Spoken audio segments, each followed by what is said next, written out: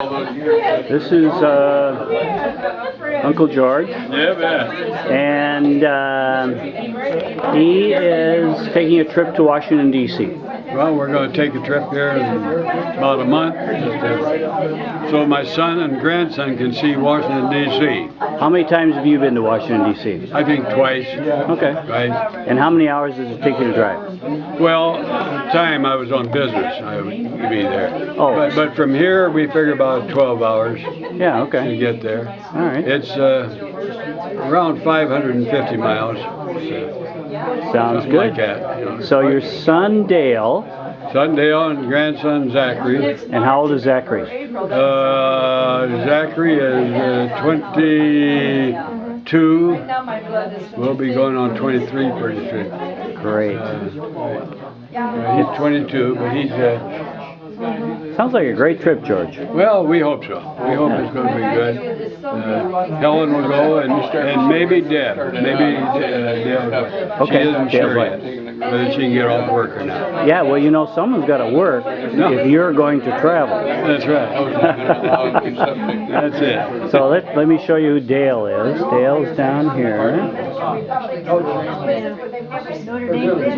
And right behind Dale is his mother, Helen. I heard that Notre Dame was kind of singing at 12 years old. And next to Helen, That's not bad. well, this is, who's at the end of the table, George? It's Helen and our daughter-in-law, Deb. Is at the table, is over here. Who's over there now? Yeah, she's over there. Deb is, okay. Okay, our next one Is Eunice. Eunice. Right. And next to Eunice is Gretchen. All right, let me get, yep, Gretchen, and then Joe. Then Joe. Right. So that's Eunice, Gretchen, and Joe. Then your wife. That's actually Janelle. Oh, it is. Your wife. My sister, yeah, my wife's right there. And then Tim. Tim. And Kathy. And Irv. And Gretchen. Gretchen. And then we're going to go this way. This is Dick. Dick. And Shirley. Shirley. Shirley. And Shirley's sister Marilyn. okay. That is this is, and then this is Jerry talking to Ted. And over here we have Bob talking to Don. Right. Bob is married to Eunice, and Don is married to Kathy. So there are the relations. You can see Gretchen is doing a lot of the work. her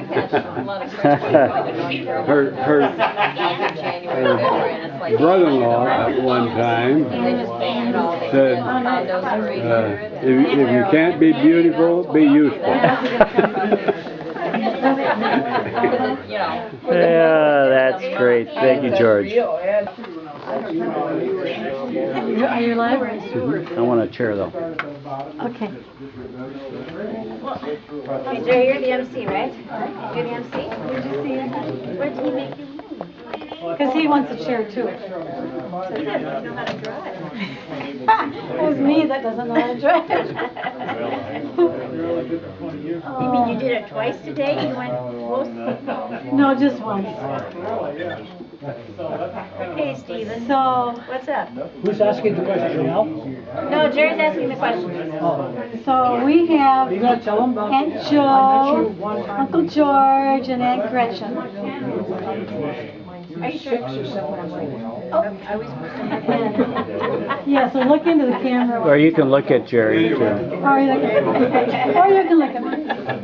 So let's see. We would like you guys to tell stories from when you were young people, or tell about our mother, what you remember of her, or what it was like growing up as siblings when you were kids. First house you lived in. About your mother. You better shut that I remember when they were in nursing school. Of course, she wasn't a little kid then anymore. The two of them down in St. Louis. That's where she met your father. He was a SEM student. And somehow or other they would get together down there. Either he snuck out of the SEM or she snuck out of nursing school. I don't know what. They did get together. And when they finished nursing school, I went down to get the two girls. We called them Dickie and Tubby. In an old car. And another fellow went with me. And we blew out enough tires that just as I got into Fort Wayne, I blew the last tire. Oh my gosh. And then later on, they worked at what was called Iron Byron, which is a TB sanitarium here in Fort Wayne, as nurses. And they'd take them out there and go pick them up. And you were younger than Mom. Yes, oh yes, a lot younger. 3 years younger. Yeah. So they worked at a sanitarium, I never knew that. Right. For a while until they got married. So after they graduated from nursing school, they were kind of dating these seminary students. They were dating, I think, while they were in nursing school. Uh-huh. Then after they graduated, they came back to Fort Wayne. Uh-huh. So they were separated. Yes, But you know, that's good, I guess, at times. It makes the heart grow fonder, they say. Is that it? Something like that. Seems like it worked. So, Aunt Joe, do you remember when they were in nursing school or dating? Or? I remember we had Lydia and the twins and I all shared one bedroom, and we used to sing songs, and it was right above the study. And Dad would be down there trying to write his sermon. Finally, he'd say, "It's time to go to sleep." But we had a good time, and the four of us sang a quartet when we were all in high school. I was a senior, and Lydia was a junior. The twins are freshmen, and we had to sing a 4-part song for a teachers' conference. Oh. That was a big thing for us. Yeah. What did you sing? Do you know? Sing Me to Sleep. Sing Me to Sleep. I used to have the music, and I've lost it somewhere. But I can still remember it. What part did you sing, Joe? I had the second alto. You were second alto. I was low. What do the twins sing? What parts? The twins, one was second soprano and the other one was first alto. And Aunt They Lydia were in the was middle. a Lydia soprano. was a high and a soprano. Okay. Yeah. So you sang together a lot. We did. We sang together, and of course, Dickie then took flute lessons, so I accompanied her a lot. And then she also played the piccolo in the contest. And I remember once they had to give a program at the school, and we had a boy who played the French horn, you know, with that soft, mellow tone.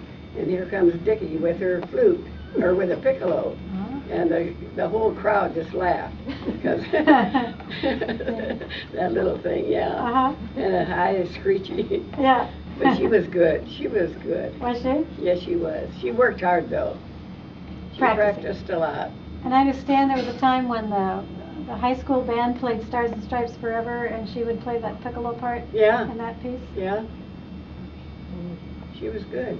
Now, Tubby didn't care that much about music. She played the alto sax. Yeah, but the alto clarinet. Clarinet. Yeah. And how about you, Aunt Joe? Did you? I- You played piano. I played the piano. And Gretchen, Uncle George, did you do music? Did I? I'm thinking. I played the cornet. Oh. I played it in the school band for 1 year, and somehow I didn't make it the next year. Where's Dale? Not to change the subject, but he's playing in Shepherd's Brass tomorrow. Is he at church? No, at the seminary, Oh. the Sunday brunch. Well, you played a lot of organ for churches around. Well, that was after. Yeah. Yeah. I didn't do anything when the twins were young. I don't remember much at home. Did you play piano? Not until after everybody was gone. Gretchen, how much younger are you than the twins? 4 years. And were you the youngest? No, there was Wally. Wally. So I don't know, I don't remember much because the twins were probably in high school when I was in 4th grade or something, you know, and I don't remember much. Then they went on to nurses training and I went to Seward, so I missed out. How long were you in Seward? 2 years. As a freshman and sophomore in high school. Oh, you went to high school In Seward. in Seward. And Uncle Butch decided to come to River Forest, and I was living with them. And when they came to River Forest, I told my dad I didn't want to be a teacher anyhow. So I went to... So Uncle Butch and Aunt Tolly were at Seward. He taught at Seward. So then you left. So when they came to River Forest, I came to Fort Wayne, went to Concordia High School then. But I don't remember much about the twins, because Joel remembers all that stuff. So what kind of rules did Grandma and Grandpa have when you were teenagers? Like, Kind of rules? what kind of rules as far as going out with friends? They were all unspoken. We didn't talk about it. We just knew what had to be done. We had our chores to do. Had chickens, we had a cow. The cow had to be taken to the pasture and brought back home. And who milked the cow? I helped. Lydia did. Lydia was afraid of the cow. That's what she said. That's what I accused her of saying. I tried it a little bit. And you'd have to lead the cow out to pasture every day. By the time your mother came, I think we had gotten rid of the cow by then. No, we had a cow, Joe, In New Haven. in New Haven.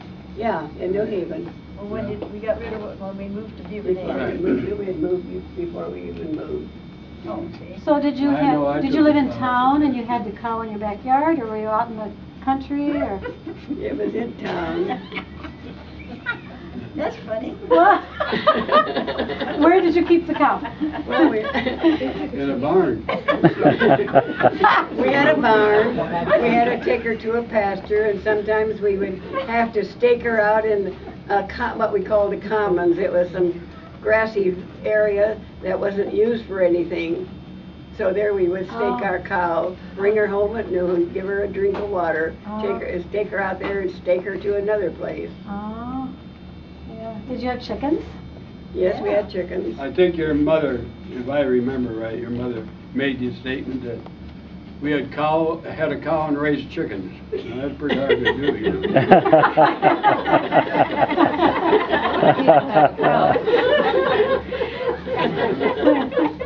Well, okay, so so the twins both had a sense of humor? It sounds yeah. like they did. Mhm. Well, they were part of the family. Always room for one more. I think your mother was the smallest in stature of anybody in the family. The twins, you know, besides being female, other than that, they didn't resemble each other They very didn't much. look alike. Mm-hmm. But I hear other people saying they couldn't tell them apart, so. Shoot, one was that much taller than the other, I think that they could have told, you know. Well, when we got to high school, the teachers didn't know how to pronounce their names.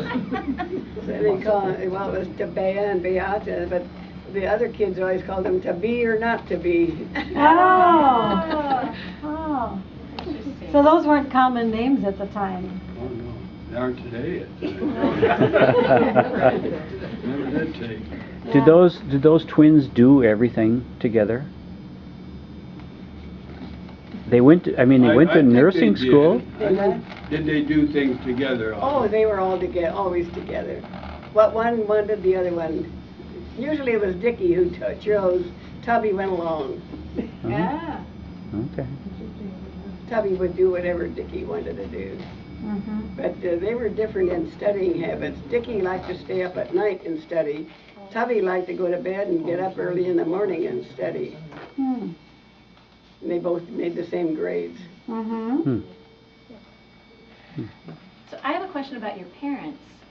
We hear a lot about your dad. You know, like you said told your dad you didn't want to be a teacher. We don't hear so much about your mom. Our mom was very quiet. I would say she was stoic. Is that a good word? Well, not really. Unless she got mad at you, and then she never forgot. Then she'd go on and on. Now this is what Lydia says. It didn't. Lydia said she never let it go. Once she got on you, boy, she just kept going. But Lydia never stopped doing it. Yeah. Oh, Mother was quite a learned woman, although no college or anything. She was very intelligent. Well, she was a nurse. Yeah, no college. Yeah, she had nursing. Yeah. Nurses training. She was a painter, which she picked up on her own. She could do most anything. She came from her father was a called a circuit rider out in the Dakota Territories at the time, you know. So she was born out in the Dakota Territory, but didn't live there. Only a couple of years before they moved into Minnesota more, I think. They went to Missouri. Missouri from there. But she could do most anything. She was very good to all of us, as far as I know. And how she had the patience to put up with Joe, I don't know. Now, you can appreciate what she went through. Did she ever spank any of us? I don't remember ever. But Joe, you said she never talked much. No, she was quiet. Okay. Dad had certain stories that he would tell over and over, and every time he'd tell the same story over, she'd laugh. She was pretty heavy, and her stomach would just bounce. Same story over, and she'd laugh every time. She was a good wife. Now, that's being a good wife. Yeah. It's a great trait. There was some story Aunt Lydia told about going to a dance hall. You weren't supposed to do that, and you went and you peeked in. Or She just peeked in, but somebody saw her there. And they went and told. And what'd they do? They went and told my dad, and he kind of laughed. Lydia said he kind of laughed, but he told her to stay. He told her to stay away from the dance hall. Because if people are watching, you know, we were pastors' kids, couldn't do anything. Now pastors' kids can do anything. But you couldn't. In fact, the pastors take their kids to dancing school. Yeah, right. Kids can dance and everything. well, did you have a rule you weren't allowed to dance? Oh, yes. I don't know if we ever heard it, but we knew it. Neither of us, I don't remember there ever telling me that I should not do this or that. But I knew it because of my older sisters probably knew about it. We learned from the older ones. So what were the things that were off limits? Dancing? What else? Smoking? Halloween, I wasn't supposed to go out Halloween. Oh. I did that once. I don't know if smoking was out. Dad smoked. Oh, he did? Yeah, he smoked cigars. But you, as kids, you did not go out to Halloween. No, at least I wasn't. I don't know. The girls probably get away with anything. But no, I did go out once with a neighbor boy. Why weren't you supposed? Oh, go ahead. Going out with a neighbor boy, and we were over at his house, and his folks dressed us up in sheets, and they had a big commons behind their house too. So we went out there. We went out there, the two of us, and there was a man walked through there, and we were out and boo and to scare him. He looked at us, he booed us, and we ran as fast as falling over our sheets. I got home. My dad was mad at me, and I was sitting in a chair, and he got a yardstick out and hit the back of the chair. He never really touched me. That's as close as we came to a spanking. I wasn't supposed to be out there Halloween. That was the devil's night. Okay, that's why. Okay. And you certainly weren't a devil. Oh, no. No, that's right. He was close, but he wasn't. What? He was close. Oh, he was close. Well, his buddy was close, I think. Lydia would tell about the time when she was taking violin lessons, and the studio was upstairs, and across the hall was a ballroom. And on Monday morning, one of the girls came, and they were talking about, and she was bragging about her dad had taken her to this ballroom. And Lydia said, "Oh, that's nothing. I go up there every Saturday." and at the next congregation meeting, the father jumped Dad, and in the meeting he says, "What is this I hear about your girl going to a dancing school?" And Dad didn't know anything about it. He didn't know it, because we were home on Saturday night. And finally he asked Lydia, and she told him how it made her mad when Laura always bragged about stuff. He said, "Don't do that again. It just gets me into trouble." Well, his kids could go, but the pastor's kids It hurt. Yeah. Yeah. But we had a good time. We had our family, we had a good time together, I think. Did you do things as a whole family together? Did you play games or? We played ball, played a lot of ball. In the dining room. Oh. Tell them about the incident of the apples. Oh, the apples. Yeah, the farmers, they had so many apples to drop on the floor. This is something for Deb and Dale. And then they came and told us, "Come and pick them up. We're going to give them to the hogs anyway." To the pastor's family? Yeah.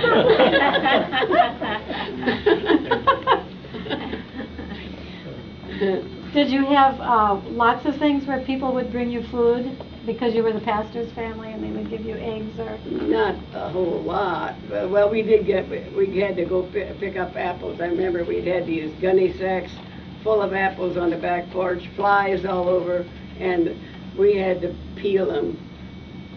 Mm-hmm. I think we got some pork once in a while from butchery. Yeah, once in a while we would get something. And one time, Dad had asked for a raise, and the man in the congregation, this was in the congregation meeting, one man got up and said, "Well, we work for hours." And Dad told him, he said, "When I came here, you were buying a farm. Since then, you paid that farm, you bought another one, and you're buying another one now." And so he said, "I'll never ask for another piece of any money again."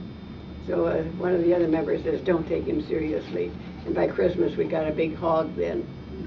The man came through. And would they butcher and put the meat in a locker? No, we didn't have lockers in those days. What would you do when you get a hog? How would you keep it? They salted it down, Oh.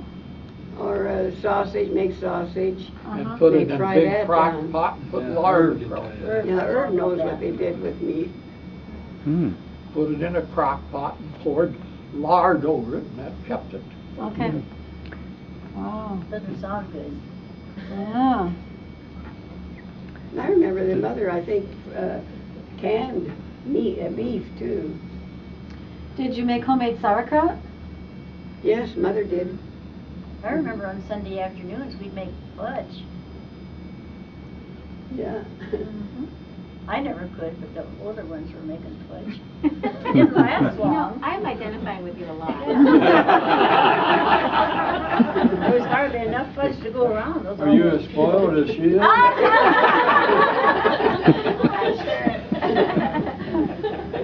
On Saturday, every Saturday, talking about my mother. We took a bath. Every Saturday was baking day for Mother at night. She'd bake bread and coffee cake.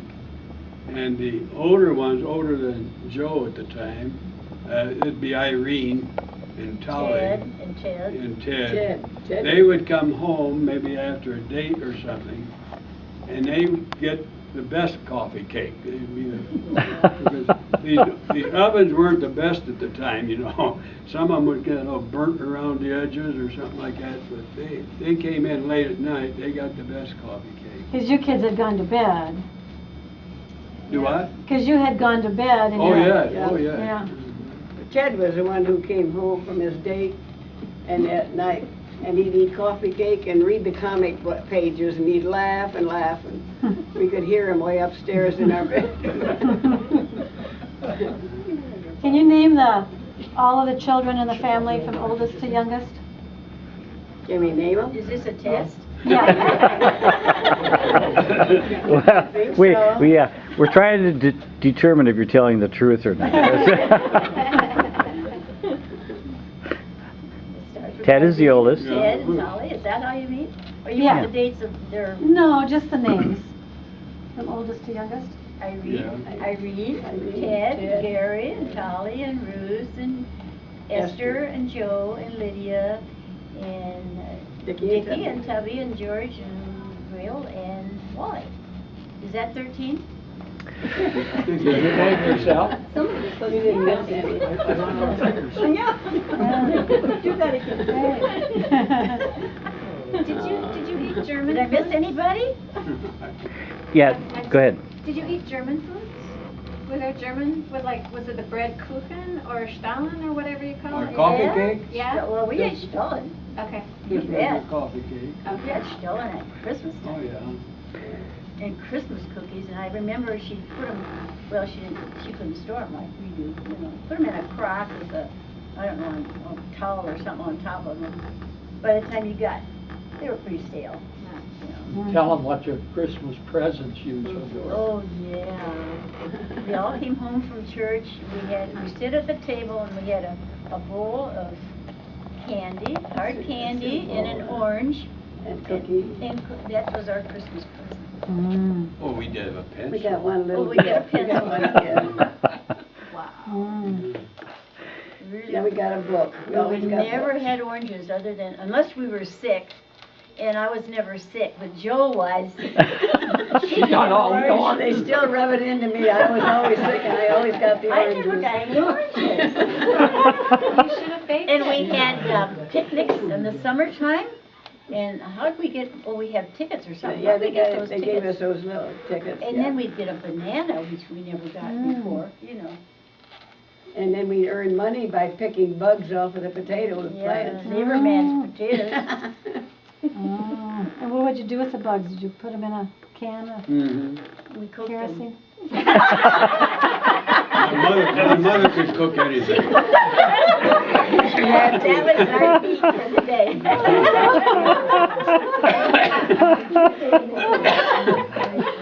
What other jobs did you have to earn money when you were teenagers?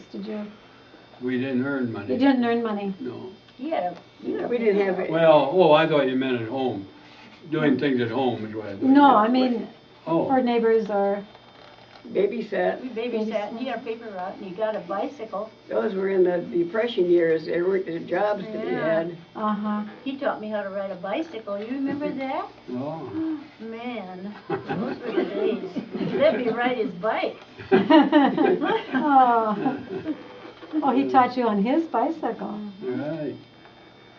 Yeah, the boys got bicycles, the girls didn't. Oh. Well, I bought mine. Yeah, you had a paper route. I paid on, I bought a used bike. I think Gary went to the junkyard and got all the parts he needed for one, because he could always put everything together. Well, we used to do that too. That was the first bike I had.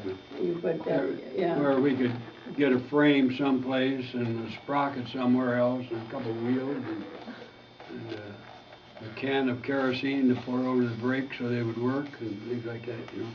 I remember when Gary had an old Maxwell, You know. and he was going down Bell Avenue, and one of the wheels was going out ahead of him. I remember that. Probably in third grade, I don't know. What was school like? 2 rooms. Mean One- teachers. Yeah, strict, very strict. Mr. Petenbrink, I thought. You didn't get up and walk around like they do now. Oh, you had to sit He got me in front of the class one time. I don't know what it was. Yeah, the answer was a piano, and I raised my hand and I'd say piano. He said, "What kind of pie?" I'll never forget that guy. What kind of pie? Lydia was just terrified of him. She Yeah, said I she didn't like would him just, she would just go blank if he asked her a A question. peep and drink? Oh, no, Teacher Booth. Teacher you're- Booth, Teacher yeah. Booth. Yeah, you're- Yeah. Gee. Gretel, were you the only one to go to the Seward? Or did you- Tolly went there. Tolly went That's there? where she met Butch. She was a student and He was a professor. Oh. In those days, the professors couldn't date the students. They couldn't? They They weren't can't allowed do to. that now. They can, now you can't do that. I'll bet you then they could. They So, couldn't then. describe your feelings about leaving home as a freshman, a 14-year-old. I don't remember much because I was with my sister. Mm. So, and I didn't get to come home then. I'd leave in September and come back in June, you Mm. know. So you were with Aunt Tally? Mm-hmm. Okay. Mm-hmm. She was quite a bit And- older. Yeah, and she wanted, well, I did. I helped her. I did the dishes and stuff for her, and she had Margaret at the time. Oh, she was married already. We lived on campus. Oh. Mm-hmm. Tell about confirmation in German. How many of you took it in German? Me. Joe Did did. did you take confirmation in German? Yes, we had instructions in German and English because we had some students that came from Germany and Dad didn't, they were just the three in one family. And Dad didn't want them to feel uncomfortable with just the three of them. So there were about 6 of us that joined in the class, and then I kept on until a week before confirmation. The others all dropped out. But I'm glad I did because I learned a lot. After I had to pray for German services, I knew what was going on. Mm-hmm. So your dad preached in German? Mm-hmm. Okay. And then there was a switch to English. When was... Boy, when was that? When do you think that When we do Dad it, started you know. preaching English instead of German? Instead of German? Right. Oh, I don't know. Probably around the World War II time. Oh, it was before then. No, no, it was after that. I don't. Well, Well, that's when our church In New switched. Haven, we had English services. Yes, both. So that was before Yeah, World both. War. Yeah, and that was 1933. Did you grow up speaking German at home? Yes. Well, kind of. German. On Saturday mornings, Dad would say, "I'll give a quarter to anybody A quarter who was a doesn't talk nickel. unless they say it in German." If we said it in German, we were all right. But if we said it in English, we lost a quarter. He never lost a quarter. We couldn't keep quiet long enough. He wanted it quiet so he could, but that was our morning to clean the house. And we had to talk. So you were mostly speaking in English, and it was Yes. harder for you to speak Yes. German. Until we went to school, then we started talking English more. And I think the younger ones, they learned it from us. Mm-hmm. Tell us the story about Aunt Ruth. She got pregnant in Had a high baby. school. Ruth, about her pregnancy. When did she get pregnant? She was about 16, I think. Was she? I don't know. She had gone to Luther Institute in Fort Wayne. Yeah, I didn't know about it. And then, You didn't either, probably. I've heard about it after I was married. and then she had a job keeping house for somebody or doing housework. So that's all I know about it. Do you I know remember? that went to school and we'd walk into all the girls always meet in the cloakroom and walk in there and everybody was quiet, wouldn't say anything. Oh. So we knew something was up, but we didn't know what it was. Everybody else knew. Mm-hmm. You were the little sister. Well, I was in the 8th grade at that time. Okay. And then did Aunt Ruth leave home during that time to have the baby, or? No, she went to Toledo. She left. How long was she didn't- gone? I don't know. That's what I she was don't know. asking. No, I don't know how long it was. Because then that next summer, then we took her to Nebraska. Oh. To Seward? No. Oh. To live with one of our aunts. Stayed with Aunt Mary. Oh. After the baby was born? And she had given it up for adoption. Uh-huh. Can you remember anything about how the whole issue was handled in the family or the church, or? No. Quiet in the family. It was quiet in the family. Did somebody asked me the other day whether Ruth had to stand in front of the congregation. Ted asked me too, I don't Who said remember that. I don't remember that at all. I didn't know. I know that she told me that she had to sit back in that little sacristy or whatever it is where the pastor waits. She had to sit there on this during the service. She couldn't sit in the congregation. But that was before I think it was before the baby was born. But otherwise, they didn't tell us anything. They'd go someplace, they wouldn't say where they were going or.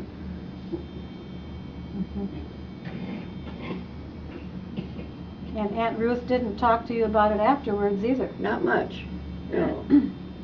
She just told me about having to stay in that little sacristy, and she told me that when they brought the baby back from Toledo, they brought it here to Fort Wayne, to the hospital, and Mother held the baby on her lap and wouldn't cuddle her or anything, just held her there on her lap. And Ruth cried, just about broke her heart. She said when they put the baby in the nursery then, and she could just see the baby from the window. She said that was really hurt. I'm sure it would. Yeah. Yeah. They never mentioned who the man was, but she was a very pretty girl, and she attracted men like honey. Did she? She had appeal for but she was very pretty. And wasn't she the one who had scarlet fever at one point and all her hair fell out? She had typhoid. Oh, typhoid. Yeah. I don't know, was that before She or was, after the that baby? was, I thought she was maybe, That'd be, I don't remember just how old she was. I know it was. But Did she write a memoirs? Did Ruth write any memoirs? Yes. Maybe it's in there. No, there's nothing in there. I have a copy of that. No, she didn't. She didn't say anything about that. I remember when she was upstairs and we were quarantined. Of course, we couldn't go anyplace. I remember the doctor going up the stairway to go up to the bedroom. Mother took care of her all that while, but we couldn't go in the bedroom. She lost a lot of hair, and when it came back, it was blonde and curly. It was pretty. Now, were all of you born at home or in hospitals? As far as we know. Yeah. Some of us don't have any record of it. Really? Read. Doctor never made any record of it, so. You have no birth certificate? No, none. Huh. And those don't try to get a passport. Oh my. Right, yeah. Oh, wow. And I had to have my older sisters verify that I was born. Big surprise. Because you're so shy and retiring. And nobody knew you were there. One day, it was on Picnic Sunday, I know that. Well, I don't remember it, but it was on Picnic Sunday. Because they all came home from picnic and there I was. Right, Joe? Right, that's right. When Wally was born, we were over at Lights's having fun over there. Somehow they got rid of you guys. They put us someplace so we wouldn't be in the way. Oh my. Knowing Mother, I don't think she'd let out a peep anyway. So your That's what I dad, said, she was stoic. your dad wrote an autobiography too. Yeah. Yeah, I don't think I've read it in probably a decade or two, but. Are there extra copies of those that anybody has? I do. Do you? Yeah, I can send some to you. Oh, that'd be great. But that autobiography ended, when did it end? Was Yeah, it- really, he lived quite a while after that.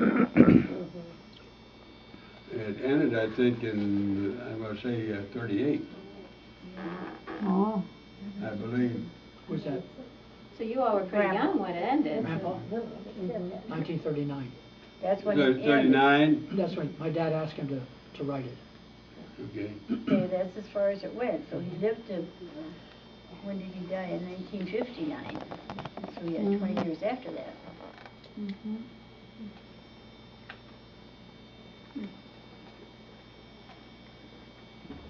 you'll have a Have we copy of the passed the sermon. test so far? You guys are doing great. Do you have any other stories you can think of? I just wish we had asked Mother more about her home life, where she never talked about it.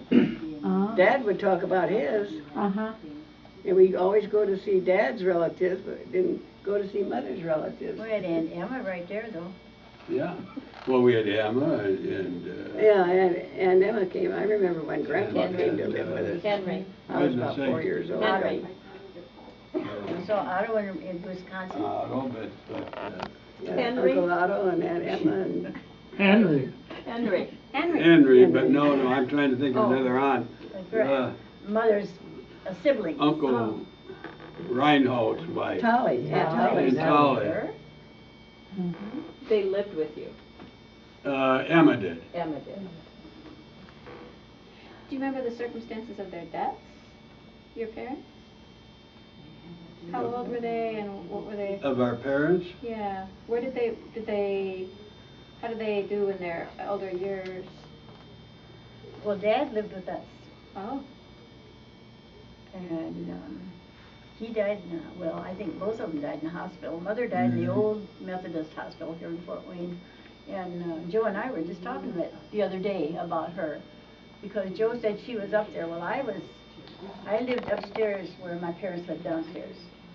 And I had Tim and Sissy at the time, 2 little kids, so I didn't go to the hospital at night, and besides that, my husband was working at night, so. But Joe said they were at the hospital, and they came home, and the nurse told them that Mother would be okay through the night, right? Right.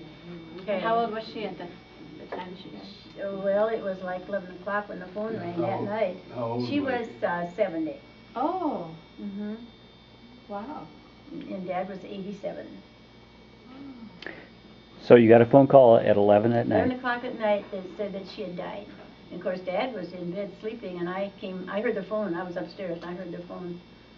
And I had to wake him up, and boy, it wasn't 10 minutes, and Rodenbeck Funeral Home was there. We're ready to talk about arrangements, you know. It was very traumatic for me at the time. Wow, 70 is so young. Was there a special cause? I think she had liver problems, didn't she? Cirrhosis of the liver. Yeah. And as far as drinking, I've never seen her take a drink, but then Communion wine. communion, once a month. Did she have health problems prior to that year? Not that I know of. No, She would never complain anyway. no, she's very stoic. That's what I keep saying. She wouldn't tell you. So how old are each of you now? I'm 88, George is 90, and Lid's 96. Joe's 96. Wow, wonderful. So then what about Grandpa Kohlmeier's death? We were all up there at the hospital at that time. We were there, I don't remember if you, but I know Ruth was there. Were you, when Dad died? Were you up there? Yes, I was there. He died in the hospital. None of us kids were there. I don't remember being there. What'd you say? I don't remember being there. The kids. Were the kids? Well, you were so little. Yeah, I know. Yeah. I don't know where- He wasn't at the hospital. Oh, no, you didn't go to the I hospital. don't know where we were at the time. Probably with Grandma and Grandpa Lee, I don't know. I He, don't remember that, but he just kind of slept away, I think. He had heart problems, mostly. so I remember Grandpa's funeral. We came from Alden. Mom was pregnant with you That's right. and wearing maternity Right. clothes. And she was not feeling good. Uh-huh.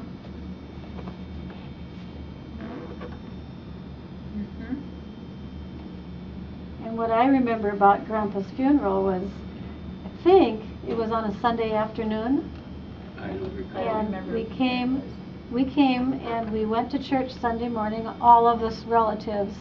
And I was so upset and anxious about going to Grandpa's funeral that I just told everybody I didn't feel well and couldn't go, and so I didn't go to the funeral.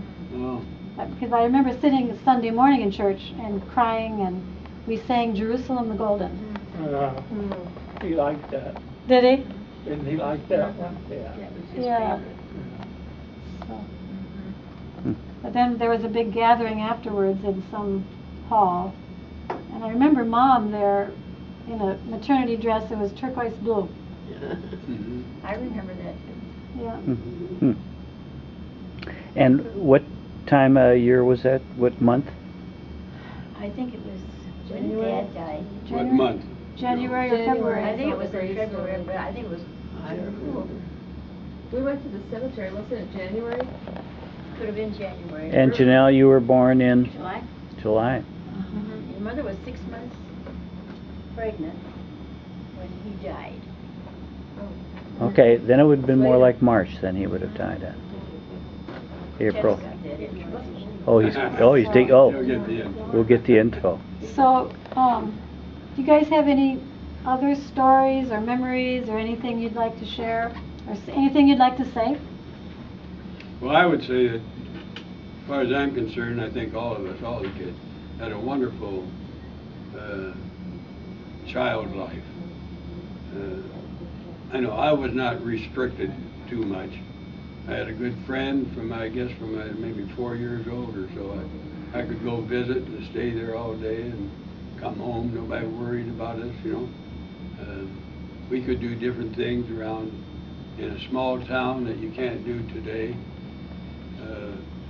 It was part of depression also, had been mentioned, and at the time you would have the hobos that would come around and want to come and have something to eat. Mother always had something for them. Usually they would sit on the porch and eat whatever we had, and we'd sit there with them and talk to them. One time she invited one in to sit at the dining room table, and she had some jelly out, and the fella ate all the jelly as dessert. Strawberry jam, or not strawberry, it was tomato jam. Whatever it was. But, you know, people would come and go, and Turned me off. but they would offer to do work first, if you had work for them. Our home was almost like Central Station, Right. wasn't it? People coming and going. Then there's one neighbor who would always come in, and he'd go, if he didn't see anybody on the front porch, he'd go in the house, walk through. If he didn't see anybody, he went out the back door. So in small town, the doors were never locked. Everybody was, never locked the door, everybody was welcome. We had a good life, we did. We were poor, but we did. So was Didn't know everybody it. else. Everybody else was too.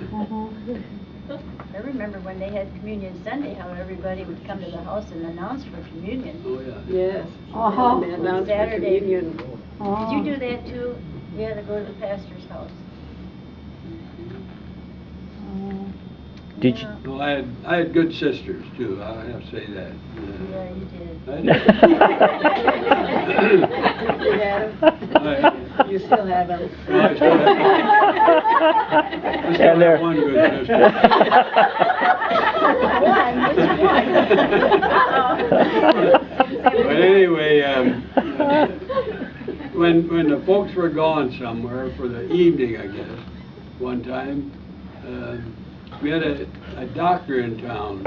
His name was Dr. Hartnagel, and I don't think they had any children. He and his wife, he had a ticket to a circus in Fort Wayne, and he came by and asked Joe if any of the kids could go to the circus. Joe said, yes, George can go. So she let me go instead of anybody else, which was nice of her. We came home late. My folks didn't know I was gone. Nothing was ever said. And I came home late, like 2 in the morning, because we had to watch it last night, the circus. Had them load up the animals on the trains and all that kind of stuff.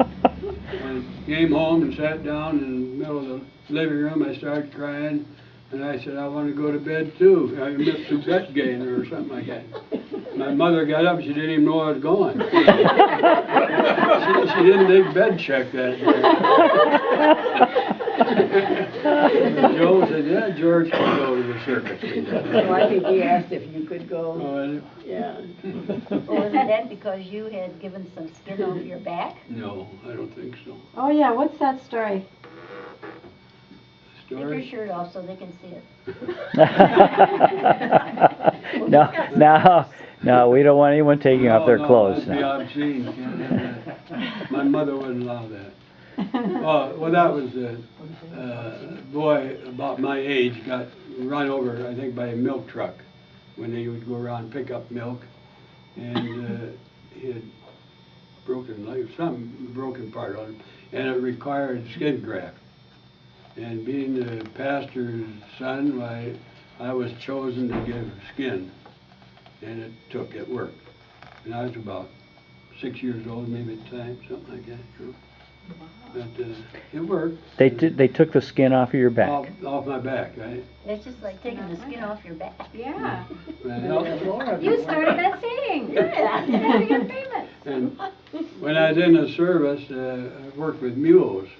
And first time we went, Helen and I were swimming someplace, and she saw that on the back and says, "Well, what happened back there?" And I said, "Well, I was in the service one day, and I wasn't watching myself, and this mule bit me back." She believed that for some reason.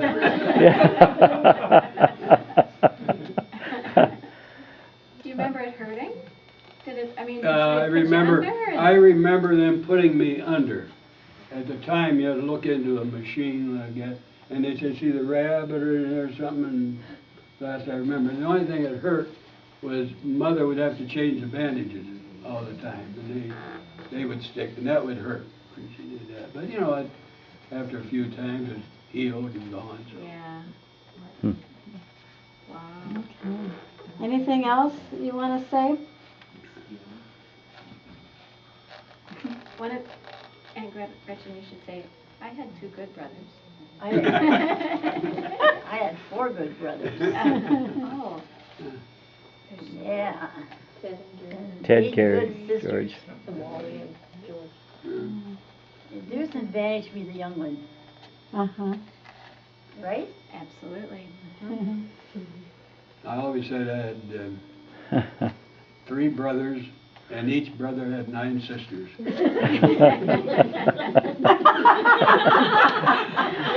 times 5 is 27.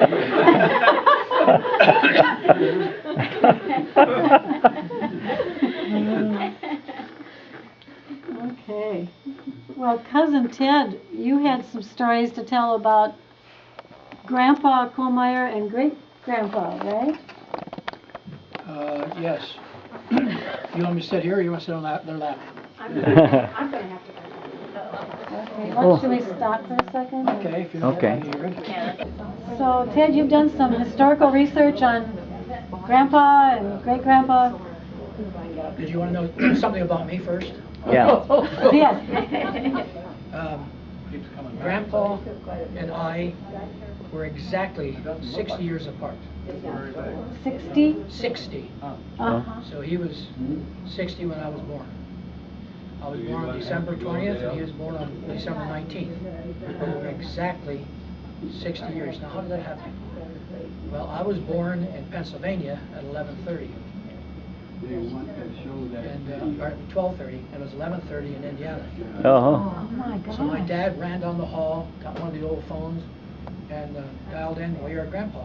"Oh, born on my birthday." "No, it's the 20th here." "Oh, no, it's the 19th here." So that was a continual argument as to when I was born. But I can verify I was born. But Grandpa Kohlmeier, he kind of started this whole thing by writing his own autobiography.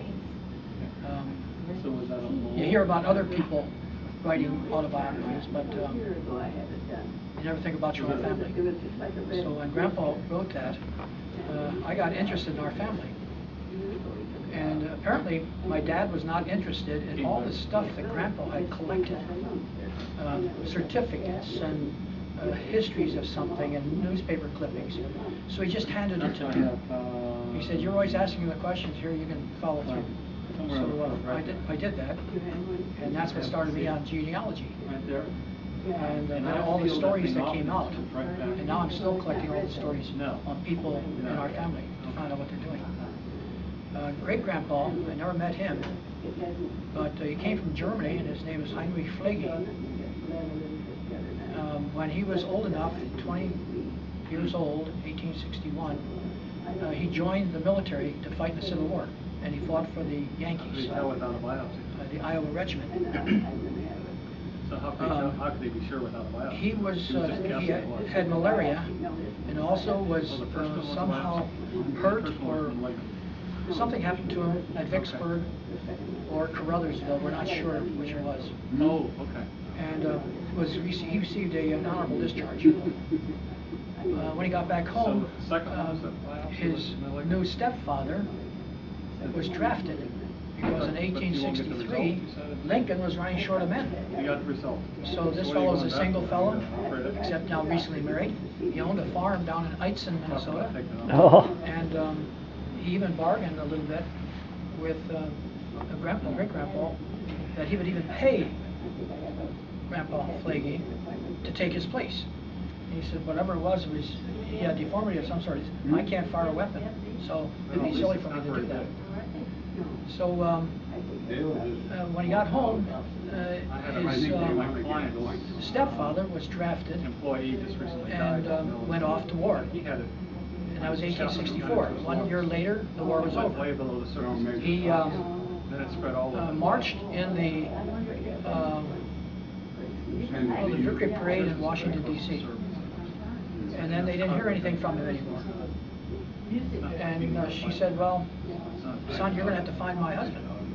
So he went back to Washington, D.C., searched around, and found out that he had been waylaid in the alley.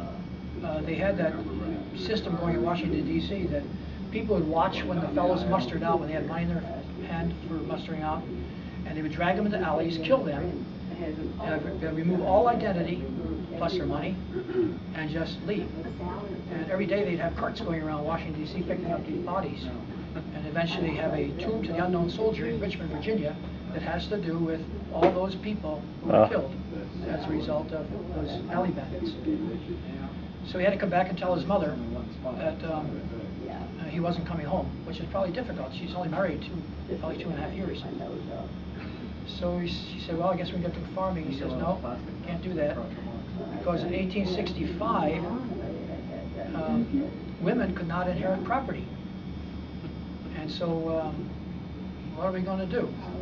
Now, I said this at our family reunion, and the female segment, my cousins, they booed and hissed because I suggested that they shouldn't have changed that law. But so we ended up, he either did one of two things. He either was adopted by his mother with her new married name, or he went to court and has his name changed. But he always signed his name Henry Flagey-Kohlmeier. He never gave up the Flagey part. And it's kind of interesting because if you go to genealogical tables on the internet and check it out, there'll be a whole bunch of Kohlmeiers. And one of our relatives went and printed up all those names. And Bill and I were working in this book with Great-Grandpa Betcher, and I just turned one page and I went over, her name's Kara. I said, Kara, these people are not related to us. What? Well, she didn't know that the fact was that we were not Kohlmeiers originally. We were all Flagies. Now get that right. It's not flaky, it's Flagies. Although maybe which,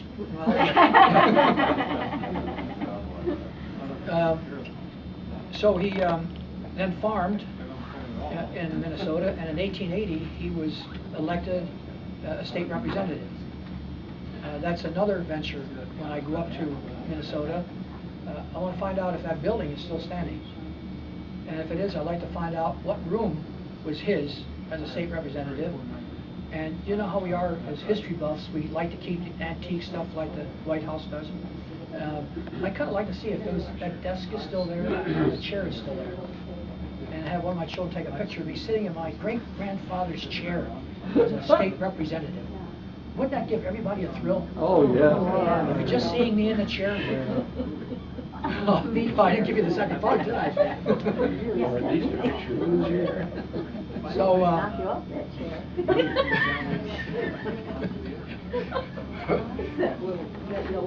when I checked into the Flagey is apparently a Jewish name. And at Hanover is the origin a miners by Solstall outside of Hanover. Joy Bussard had done some research over in Germany, but she talked to the wrong person. She talked to a library clerk instead of the city clerk. And the library clerk was giving information. It took Joy off in some place that was not at all factual. So I wrote to Joy, and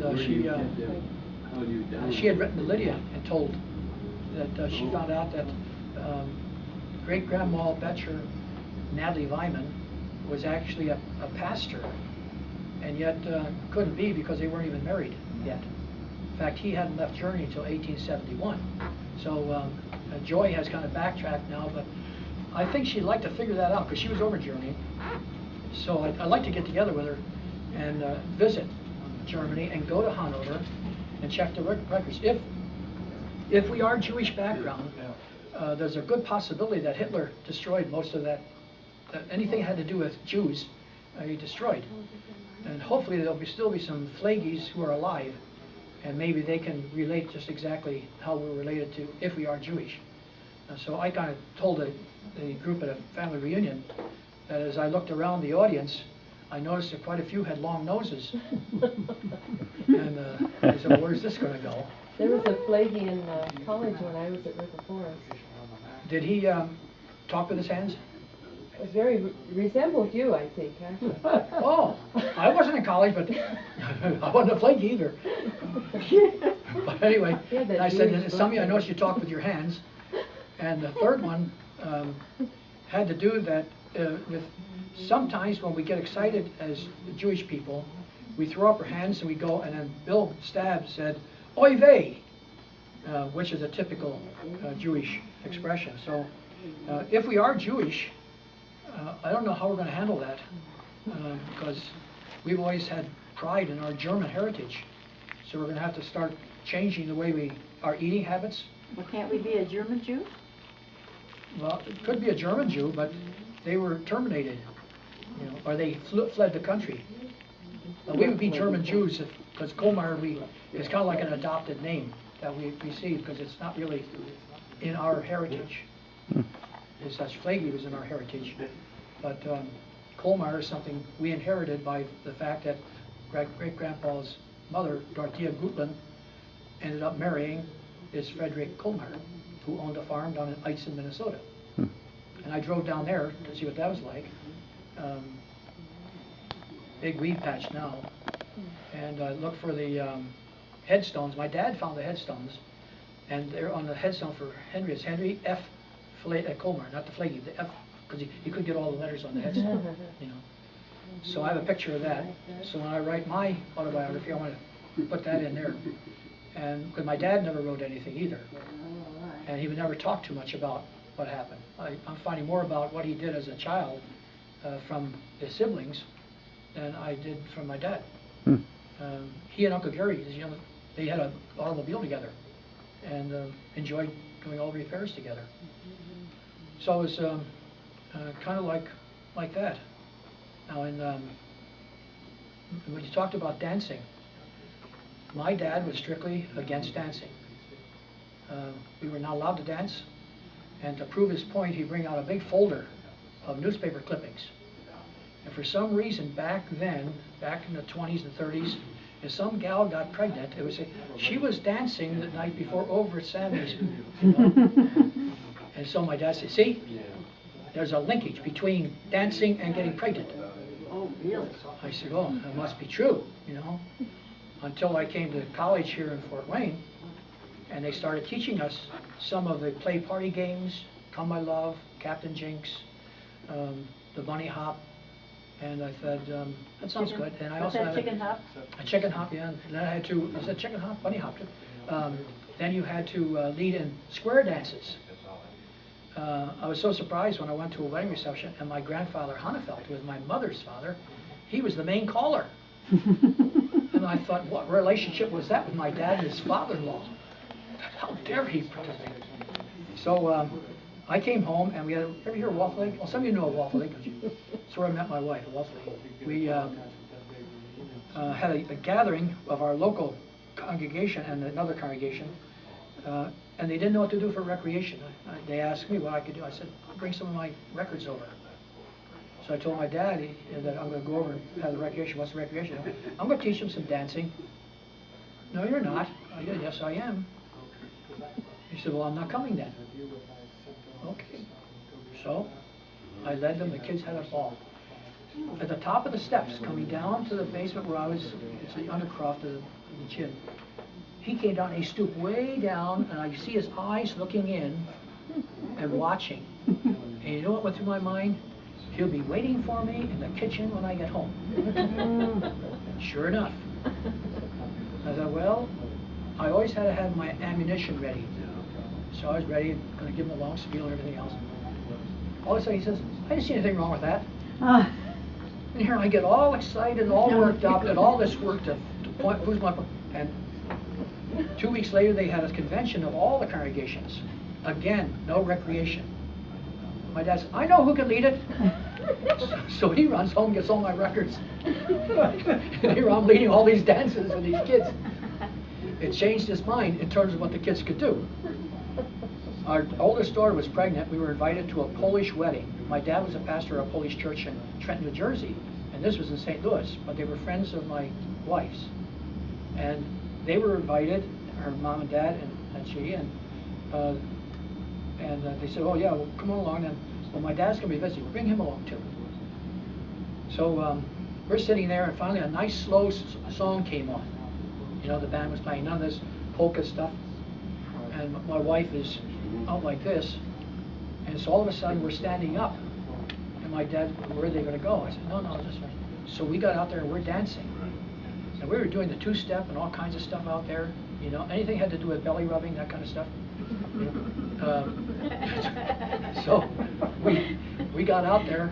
And when I got back to the table, I didn't even dawn on me. Where did you learn that? And then, uh-oh. I said at Hamilton Lake in Fort Wayne, just north of Fort Wayne. What was up there? Well, every Saturday night they had a live band, and I would take my girlfriend up there and we would dance on the floor. Time of, you know, explaining what you did. I thought, that's terrible, but it came out, but he figured we're married, so I guess we can do that. But it wasn't good for before. So, since then I've just enjoyed gathering information. And this started as a hobby. It wasn't supposed to go into a book. At least that was not my thought. But then when Werner Krause came into it, and then Bill Stab could read scripture, we got together and I wrote the book. So you've written a book about your great-grandfather. Great-grandfather. And I wish I had information about my own dad. The only thing I can remember is I thought I was going to get in trouble smoking in the church steeple. I was 11 years old during the war, and all you get is wings and marble, 10 cents a pack. So I climb up the steeple, and there's dust about this thick on top next to the bell, and I just sit down and smoke away, because I figured nobody would know I'm up in the steeple. They had a rule here in Fort Wayne at the high school and college. You had to have parents' permission to smoke, but you had to be 16. So that Christmas, 5 days after my birthday, here's this long carton and a little note. I hereby give permission for my son to smoke. He knew I was smoking up there, and he never said a thing. But that was our experience, and I also had to never think of the danger at all. Another time I was supposed to clean out the chicken coop, and I thought it'd be easier to clean it out by putting the straw on the wood, the ground, and then light a fire inside instead of taking it outside. Why lift that up over here, just only 3 feet away? Well, why can't I just light it here? So I did. Next thing I hear is fire engines coming down the street, and the one-armed guy with a hatchet starting to hack up the building. I said, what's the matter with these guys? I'm peeking my head out there, and all they guys saw is smoke. Right away, it was a big fire. Well, I was stamping it out by that time. And my dad started to laugh. And I said, what's he laughing at? Because I'm seeing it from one perspective, and he was seeing it from another. So then another time, the day before he died, he lived with us for the last 3 months of his life. And I went out on evangelism calls once a week. It's interesting, I was trained to do evangelism in the Lutheran Church by a former Mormon. Best education you can get in terms of evangelism, because they are so determined, they know what they're talking about, they memorize it, they've got it right now. So he just, through the school, he learned what Lutheranism was about, against his will. His children were in the school, because his wife was Lutheran, she insisted, but they wouldn't come home to her and ask questions, they'd come home from school and ask him. And he would storm down to the pastor's office and say, "What are you doing with my kids?" And then he got involved with what the pastor was doing evangelism, and he said, "Hey, this is almost like we do in Mormon church." So when he came to our church in New York, "Do you have any evangelism?" "Oh yeah, I've been doing evangelism for a lot of time, visiting people." "Well, okay, what do you do?" And I explained, "Would you like to learn evangelism?" And I said, "Well, yeah." So I did, and my dad would wait up on Thursday nights, because we went out on Thursday night, and he would ask, "Well, what was the call like?" And I would tell him everything about the call. And that kind of became like a devotion for him. It was really a refresher and everything, and to hear the informal presentation was really neat. And so the night before he died, well, it was the day before he died, he said, I got to go to the hospital. And he was in a special program of people who were with cancer, and he had volunteered to be a guinea pig for chemotherapy. And they didn't tell him what he was getting. He just got the chemotherapy, and then he'd have to report back what his, his reactions and so on were to it. But the night, that afternoon, he said, "I'm going to the hospital and not coming home." And you know how you say to yourself, "Yeah, okay." And he said, "Wait a minute, I want to pray." And he started praying little prayers in German. And I said, "Dad," he asked me, "Do you understand?" I said, "Yeah, these are children's prayers." "Why do you do it?" He says, "I do it every day. It's what I learned when I was a child." And I just kept it up. It's my prayer life. And I said, "Man, here I've lived with him all this time. I worked with him, father and son, and ministry. I was principal, he used to teach, pastor, and never realized that it was his prayer life was in German." So he did get to the hospital, and the next day, then he died. And he had, fortunately, the chemo had worked. It had shrunk the tumor on top of his liver, but it also inflamed the alveoli sacs of the lung inside, the exchange between carbon dioxide and oxygen, and he couldn't breathe. So he really died from asphyxiation, because they were curing the cancer, but it was a side effect. And we still talk about today. And now they give you warnings. Have you taken this mesothelioma or something like that? Did you deal with it? Yeah, I did. I threw that stuff around, and so I may have some too, What if you get $1 million?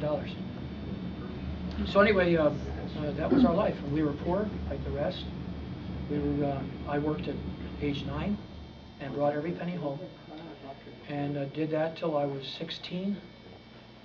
And finally, when I worked at General Motors, the first check I received, I brought it home, showed it to my dad. Never said a word. You just finish the story, but then I think people have to leave pretty soon, Oh. so we want to show that videotape. Oh, okay, good. Next time we're together, you have to finish this up. Yeah. He let you keep that check, You're gonna do? Did General you want Motors to check. finish the story? Oh, about the check. Yeah, it was kind of linked with when I discontinued the seminary, because I had gone through the first semester, and in those days, you did your Latin, German, and Greek here with all the subjects, and then your first semester you took Hebrew. So I went through the routine, but I also read some books, and one of them said, before you become a pastor, you should become a teacher. You'll be much more effective. And this is Luther saying this. So maybe there's something to it. So I came home, I was getting ready to tell my dad, he never said a word. My mother tore into me like, and I wasn't prepared for that. So it ended up, he came 10 years, it was about 10 years afterwards. I was doing graduate work at the time, and my grades came for 4 courses I had taken that summer. And I didn't know what was in there. I said, "Just open it up." And I was barbecuing and just talking to him. And he opened it up and says, "What is this? You took history or something and whatnot off. And you got 3 A's. What's this H?" I said, is that also that history course? Yeah, the history of American something. Like, oh yeah, I wrote an extra paper. So they gave me an extra grade, but it didn't change my grade point. It was still 4.0. And then he started. You know when you came home and told me you were going to discontinue the seminary? And I said, yeah, you never said a word, but boy did Mom give me that. He said, you know, at that time, I was so proud of you because I wanted to do the same thing when I was younger, but I didn't dare. If Grandpa said, and there was another pastor backed him up, and if that pastor and Grandpa said, you're going to be a pastor, you're going to be a pastor. So he became a pastor. And then when I brought the check home, he said, you notice I didn't say anything. I said, yeah, I couldn't figure that out. He says, you were making about twice as much as I was making in that paycheck. I never realized how much he made. Then I realized how much he didn't make. You know, and he was supporting a family of 5. I said, wow, how did they make it? How did they do it? But we got through. Another thing that I've, the old way was you're a preacher's kid. Now you're a theological offspring. Thank you so much.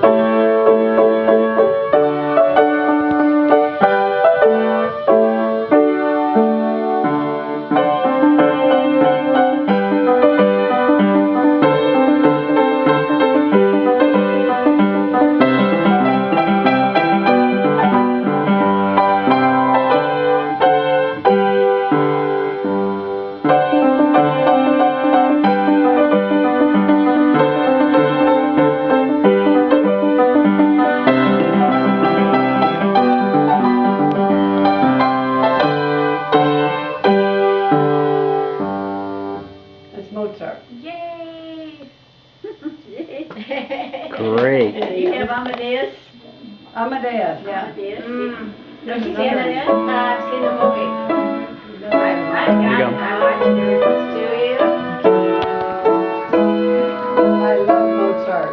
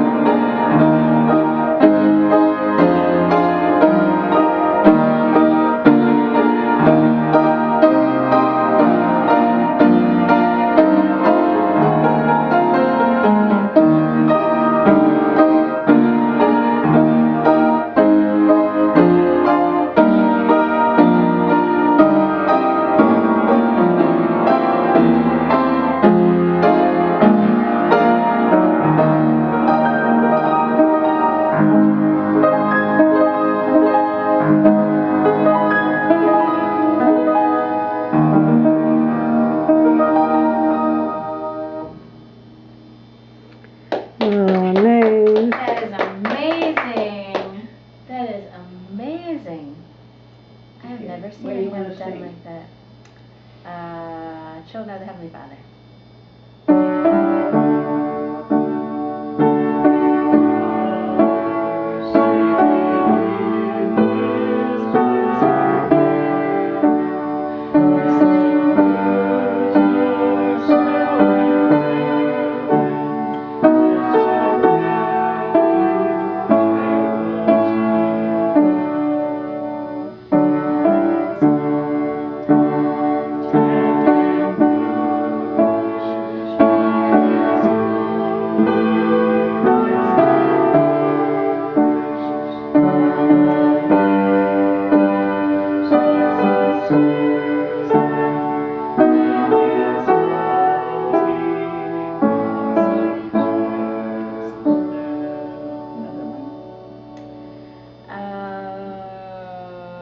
Do you know Baptist hymns too besides Lutheran hymns? No what? Baptist hymns? No? Well, try one. What? Precious Lord, take my hand. Well, how great thou art, or Amazing Grace. How great thou art, he knows that. Okay. You know, How great thou how art. great thou art?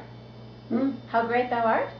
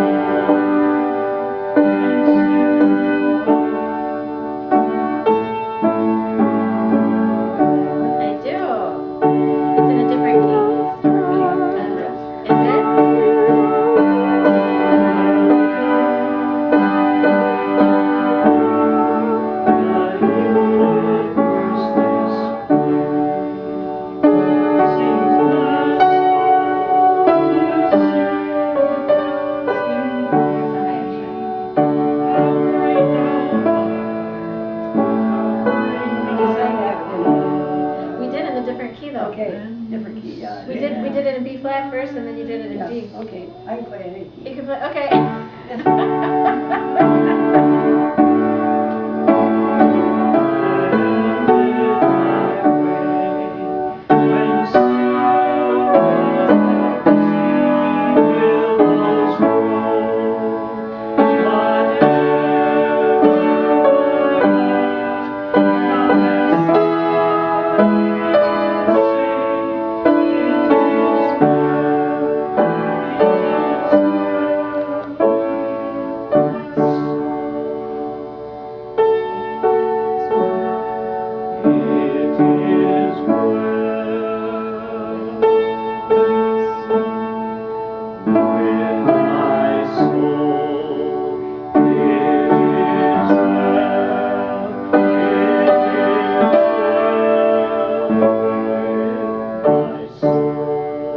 You know the story behind that?